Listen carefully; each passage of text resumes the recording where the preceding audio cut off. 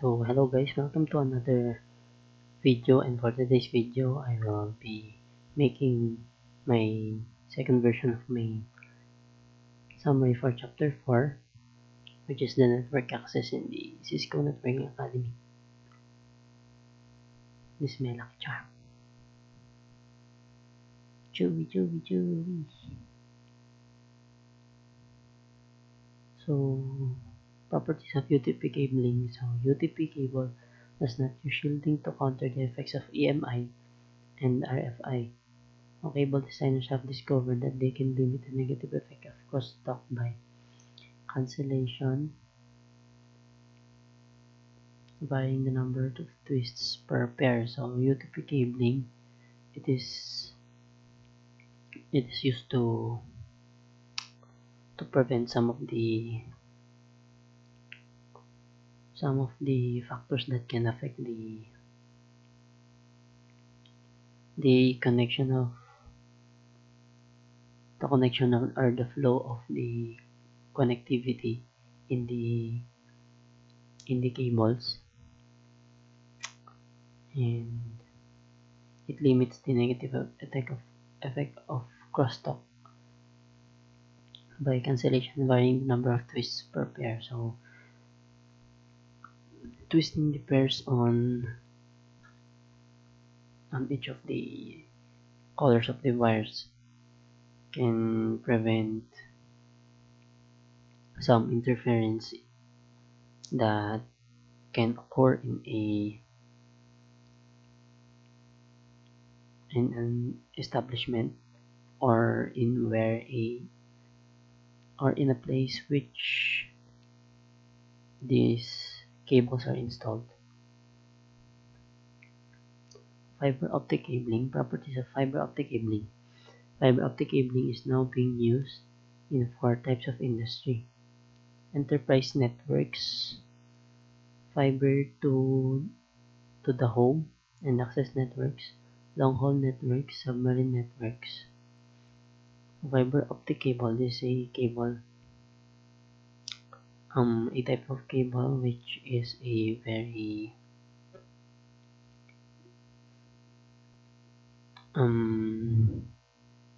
this is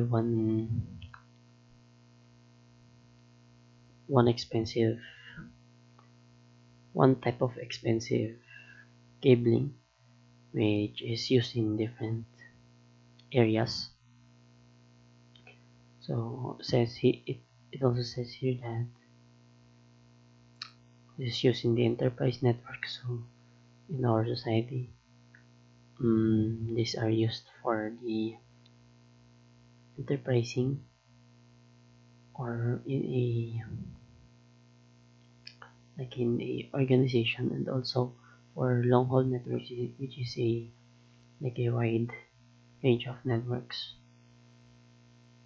and also for submarine networks, which is used in the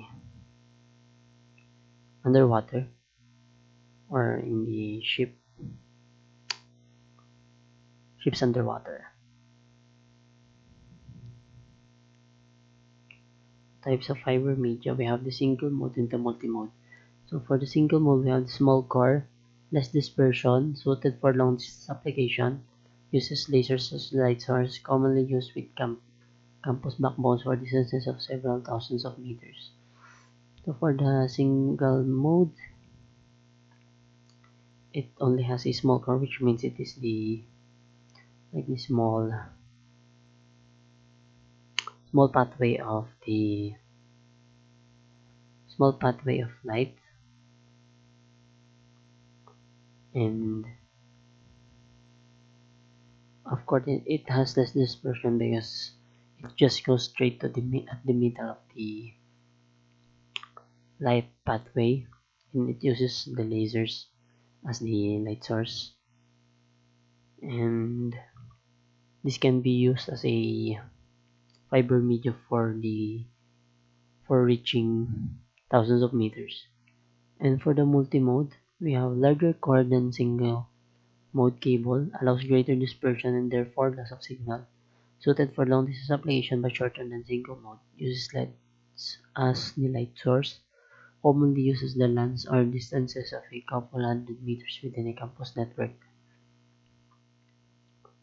So for the multimode, bigger having a bigger core means that there will be possibilities of signal loss, and also it can also be applied for long distance applications, but it is a little shorter than the single mode. And difference between the multimode and single mode is that the multimode uses the LEDs as the light source, while the single mode uses the lasers. So as usual, the lasers are faster than the LEDs. Accomplishing lands are distances in a couple hundred meters within a campus network. So this multimode is just used for some of the local area network or a scope of a small establishment, but still reaches the distances of 100 meters within a campus network. Media access control, data link layer. Data link layer protocols govern how to format a frame for use on different media. Different protocols may be in use for different media. At each hop along the path, an intermediary device accesses frames from one medium, decapsulates the frame, and then forwards the packet in a new frame. The headers of each frame are formatted for the specific medium that it will cross. So, media access controller, the MAC, this is the data link layer. It is a protocol that helps us to format a frame when used on different types of medias. And of course, different protocols can be used for various types of medias.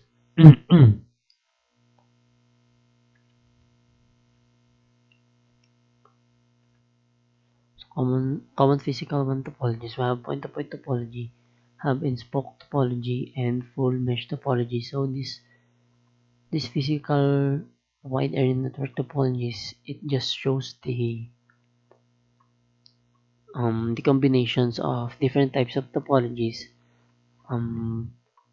So here, for example, here we have the circles, and it contains different types of topologies, or it has the scope of a larger distance, and it interconnects each of the topologies into one.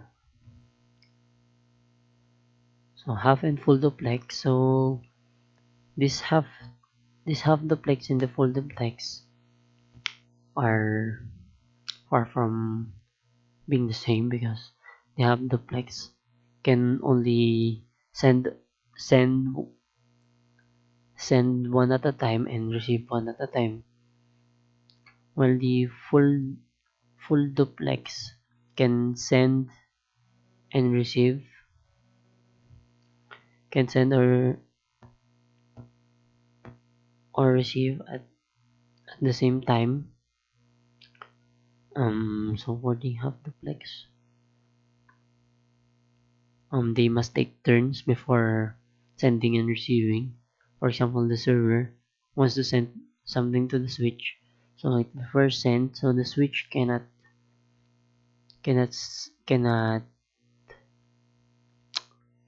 send something to the server while the server is sending something towards him or towards it. While the full duplex, they can send or receive at the same time. Physical LAN topologies. So we have here, for example, the star topology, extended star topology, bus topology, ring topology. And for these physical topologies, we have the topologies used for the local area networks or for a small area. So just shown here is the end devices, And these are the main design format for the physical LAN topologies. For example, here in the star topology, we have five laptops, and they are connected with one another by using some connections. And for the extended star topology, it is a combination of two star topologies. And for the bus topology, is they a a pathway must be used in order for them to connect with one another. So this pathway is the main cables that connects to other intermediary devices for the end devices to connect. For the ring topology, it is just the same as the star topology, but it supports more devices. The trailer, a frame check sequence. This field is used for error checking. The source calculates the number based on the frame's data and places the number of the FCS field. Destination then recalculates the data to see if the FCS matches. If they don't match, destination deletes the frame. To stop frame, this field, also called the frame trailer, is an optional field that is used when the length of the frame is not specified in the type or length field. It indicates the end of the frame when transmitted. So this frame check sequence and stop frame are part of the trailer and in the data link frame. In the frame check sequence, it is used for it is mainly used for the error checking, or if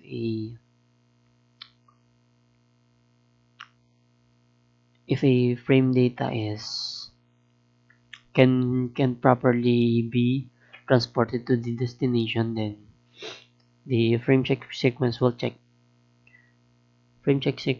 be the one responsible for checking the availability of the data to be sent.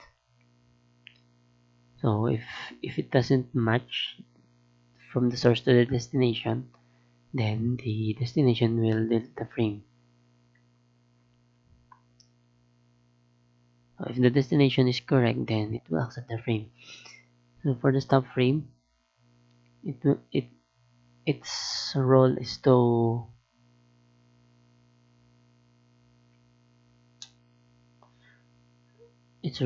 be the main end of the sending of the frame in the frame trailer.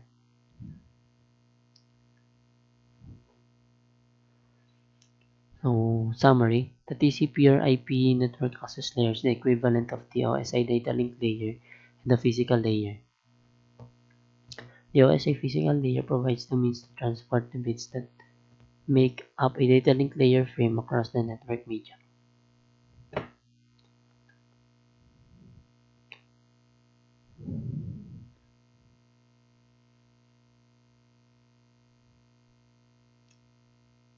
So the OSI physical layer, um, it supports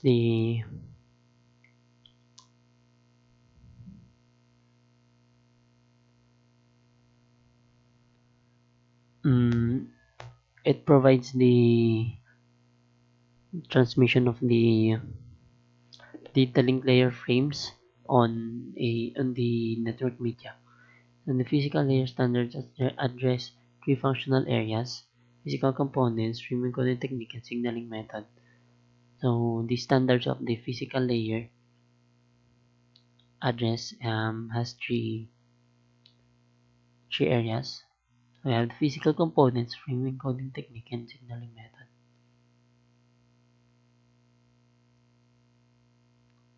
So using the proper media is an important part of network communications.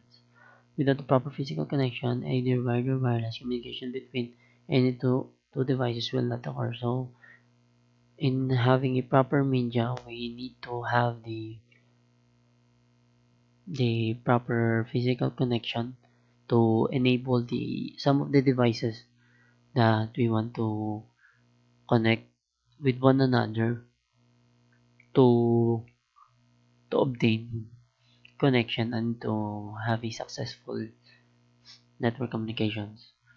The wired communication consists of copper media and fiber cable. There are three main types of copper media used in networking: a shielded twisted pair or UTP, shielded twisted pair STP, and coaxial cable. UTP cabling is the most common copper networking media.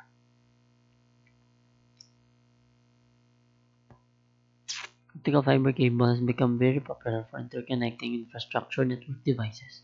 It permits the transmission of data over longer distances and at higher bandwidths than any other networking media. So, as I've said, the optical fiber or the fiber optic cable, as it is an expensive type of cable, then it supports faster or higher bandwidth, and of course it reaches some longer distances in the network media. Wireless media carry electromagnetic signals that represent the binary digits of data communication using radio or microwave frequencies.